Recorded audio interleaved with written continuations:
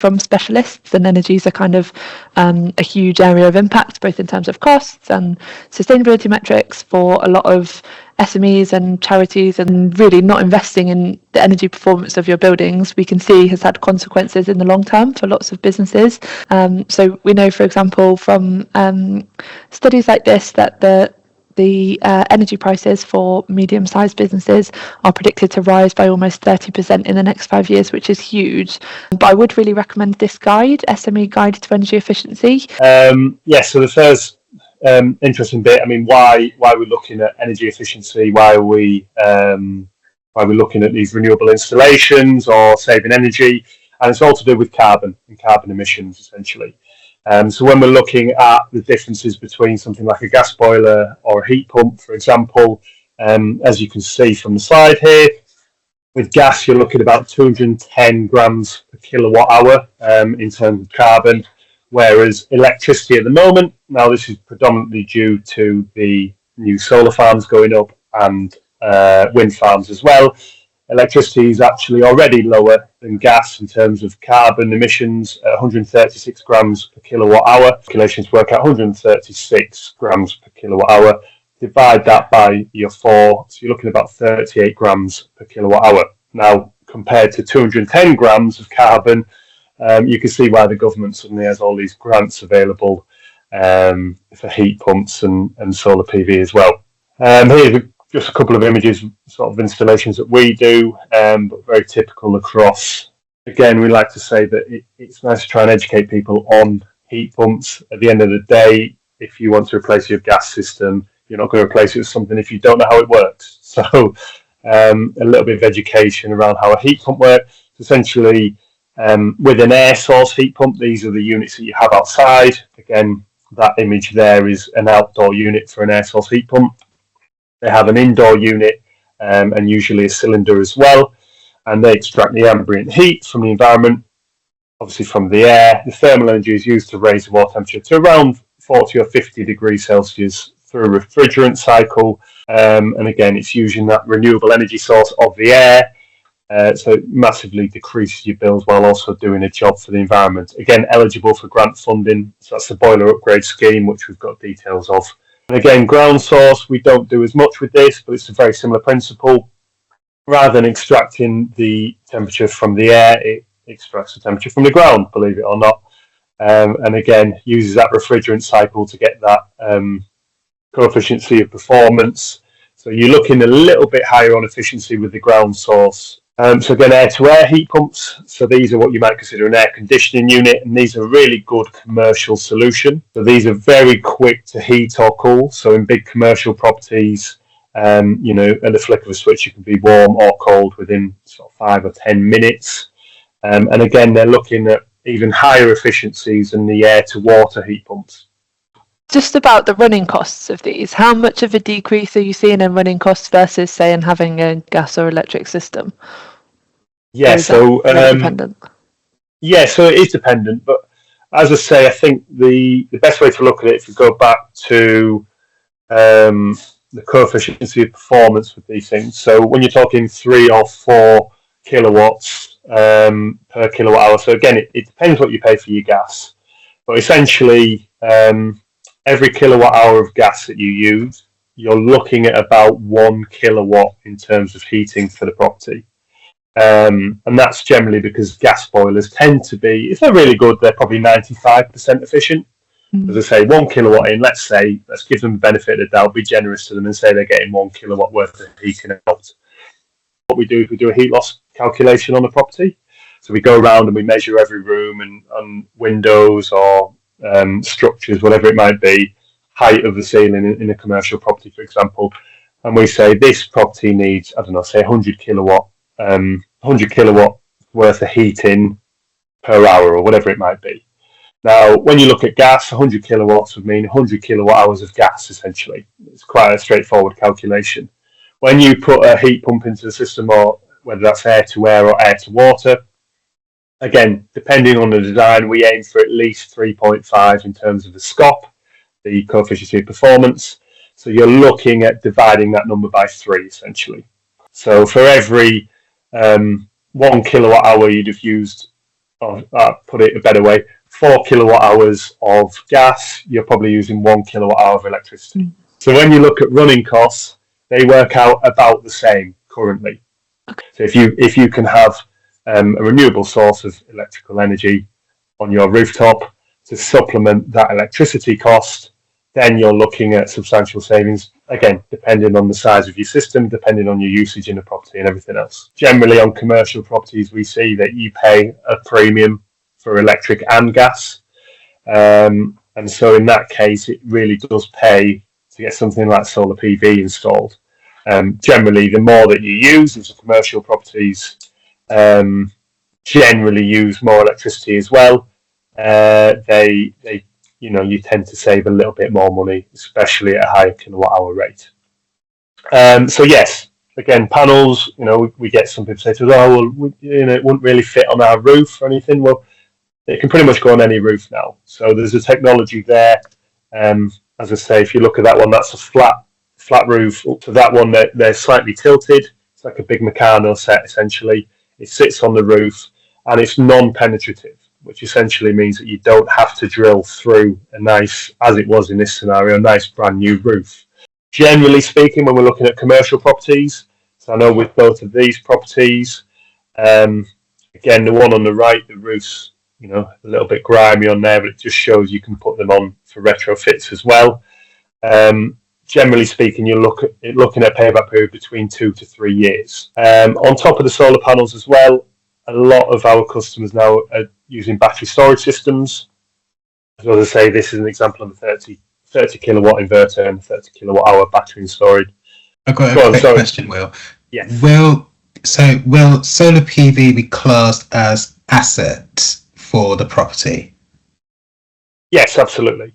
So can SMEs, can businesses apply for an asset finance that they can use for the solar PVs on their property? Yes, that's a really good question, and the answer is yes, essentially. So when you're looking at investments and everything else, he found that actually, as I say, he got this business loan, he didn't pay a penny for that, and the repayments were actually being dwarfed by the amount he was saving during the summer months. Now, granted, during the winter months it's a little bit different, you don't have quite as high a production, but you've still got that saving there, and again, he's on track with his 3-year payback period. Once the loan's repaid and it's repaid, he's looking at an average of £1,000 a month. I liked your example as well, Alice, about the sales difference and the profit margins. And people don't always see energy efficiency upgrades, whether that's solar PV or it's just changing to LEDs, as cold hard cash in the bank, and what you'd have to do to get a similar saving in terms of your standard business. So it's a really good point. At the moment, what we're finding is that each district across Leicestershire will have different grants. So it's postcode lottery for where you end up being and whether they've got a grant at the time. What we are finding that's happening is that each district that's coming up with a grant, they'll happen quite quickly. There'll be quite short periods for that, and there won't be much warning that there's one coming in the area. So even though at the moment, at the time of recording in July 2025, Oadby and Wigston have a grant available that can be used for building energy efficiency upgrades, as the Harbour District. And those areas are the only ones at the moment that have a grant, but the other districts might come quite quickly, and actually we're finding lots of businesses are not, they haven't worked out their feasibility, they haven't thought about how much they would need to invest in something, they haven't considered all these different options that have been talked through in this webinar, that they're not really in a position to get all of that together by the time that the grant finishes. So I'd still recommend, even if your district doesn't have one of these grants available at the moment, to do the work to think about this and to consider what that might look like, so that when those grants do come around, you are in a better position to apply for that funding quickly. Yeah, I mean, the other main nationwide scheme that isn't means tested, is the boiler upgrade scheme. So that is for heat pumps, and by heat pumps I'm talking about the air to water kind only. As I say, air to air aren't included on this yet, and whether that will change I'm not sure. And that is just a replacement system for any traditional heating system. Yeah, I was just going to ask if you're working with a client from Griffiths and they needed to apply for this boiler upgrade scheme or something similar from the government, would you expect them to have that sorted before they talk to you, or is that something you can help your clients work through? Very good question. So with the boiler upgrade scheme, that's something we deal with in-house. So it's through MCS certification. You should always look for an installer with that MCS certification, and they will do that in-house on behalf of yourself. So you don't have to fork out that extra $7,500. That just comes straight to us once the installation is done. With the business loans, again, we can assist a little bit with that, but generally that is through the business themselves. So can a business use the growth guarantee scheme loan toward getting air source heat pump, AC and solar panels for as part of the business growth? I'll be honest, I don't know, to be quite honest with that one. I'd have to have a look into that one. But I mean, I would say certainly something like solar PV, as discussed before, because it's seen as an asset, because it's seen as something that will provide a return on investment. Yeah. It will lower overheads for the business, which will allow money to go elsewhere, show where people have integrated. Again, I've tried to keep it to the ones that have solar PV and heat pumps. So as you can see here, we've got 32 panels. This is a community centre in Morsley, which is down the road from us. It's Northamptonshire, technically. Now, I believe they did get hold of a grant in the end for this.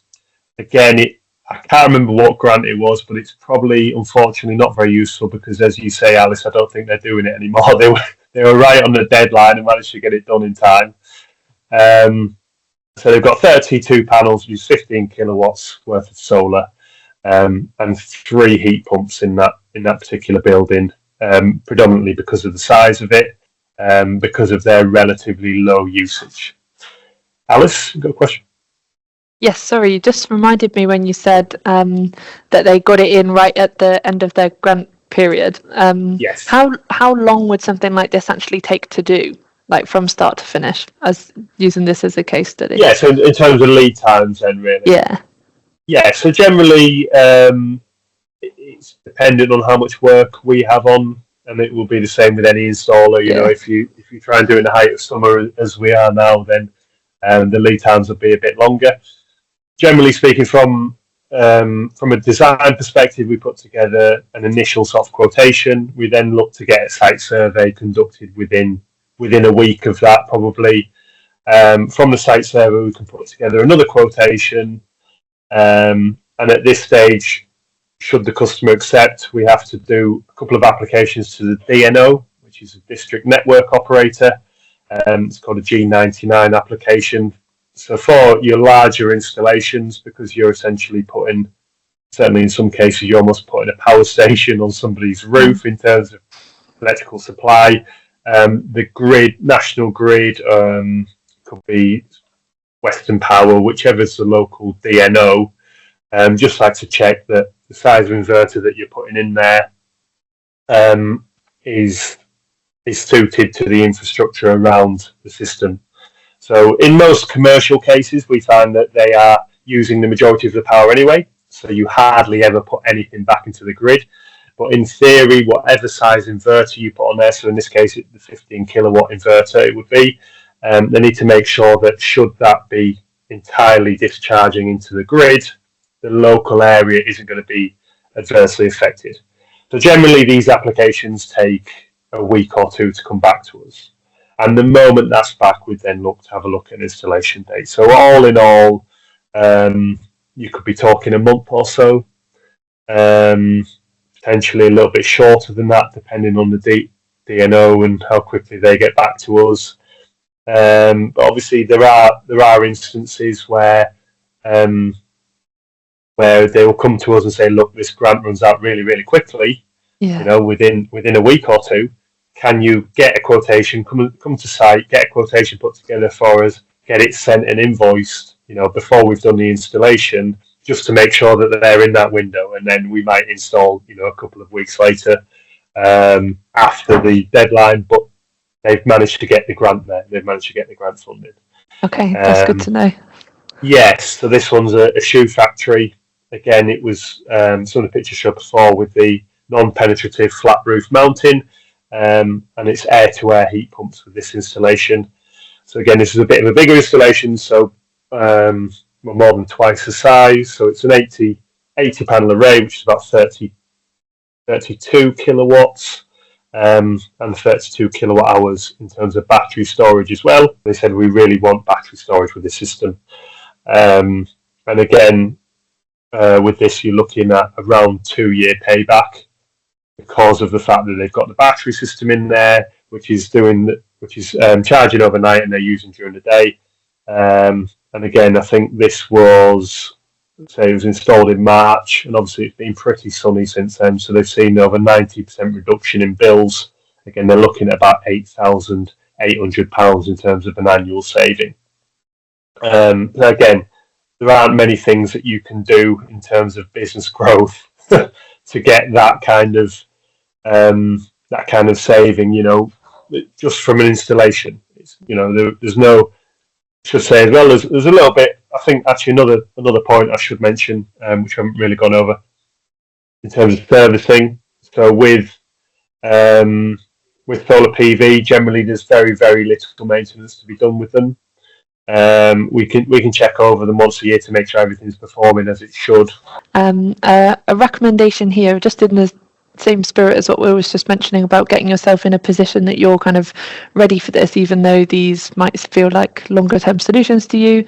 But I mean, before you can really start saving energy, it really helps to know where you're actually using it and be able to understand what that looks like in your organisation. Doing this is to just get a bit of a clearer picture of your energy use, where it's being used efficiently and where you might be wasted it, and that can help work out which of those solutions is the best match. And it's literally a very easy, practical, free kind of just checklist that you can use to do a walk around, and then once you've done that audit, you're, like we say, in a bit of a better position to understand that a little bit more.